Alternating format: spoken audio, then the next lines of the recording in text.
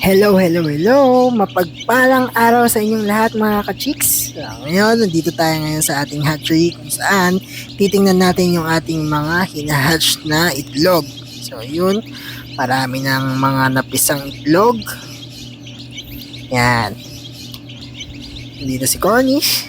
Hi! Hello, hello, hello! Ayun guys, kung napapansin nyo, meron pang mga hindi nabibisa. And may mga basa pa. Ngayon, last day pala nila sa hatchery.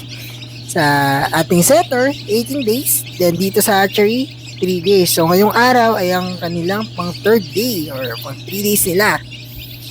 Yung mga tuyo na, ilalabas natin. Yan. Yung mga basa, iiwan muna natin dyan. Then mamayang gabi, lalabas na rin natin. Papatuyuin lang natin dahil sila ay magbabakuna na para sabay-sabay. Yan, checking lang din tayo kung meron pang mga itlog na napisa pero hindi natuloy dahil tayo na magtutuloy sa kanila. Medyo tuyo na sila guys. Magbabakuna na tayo. Ito pala yung bakuna natin guys, ang B1B1 plus IV. Yan. Dito sa atin may nabibili tayong ganyan. Mas maganda ito kaysa sa B1B1 dahil 2-in-1 vaccine na siya.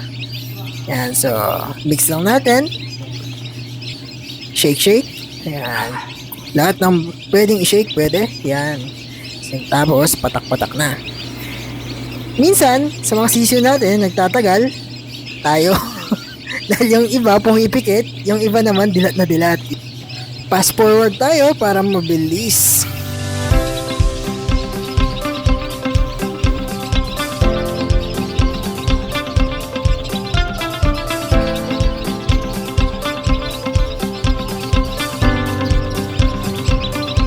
Patapos na tayo sa unang box, diretso na tayo sa pangalawang box.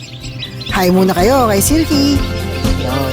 Fast forward ulit tayo para mabilis matapos. Let's go!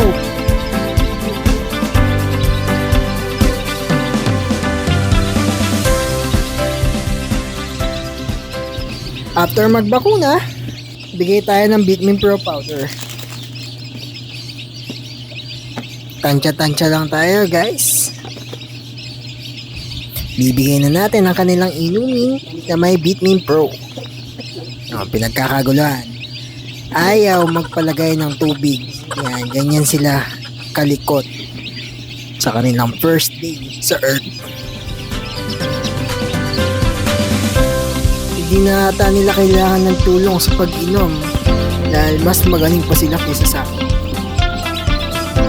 Fast forward natin para mabilis silang uminom. Ayan. Thank you for watching guys. See you sa ating next video.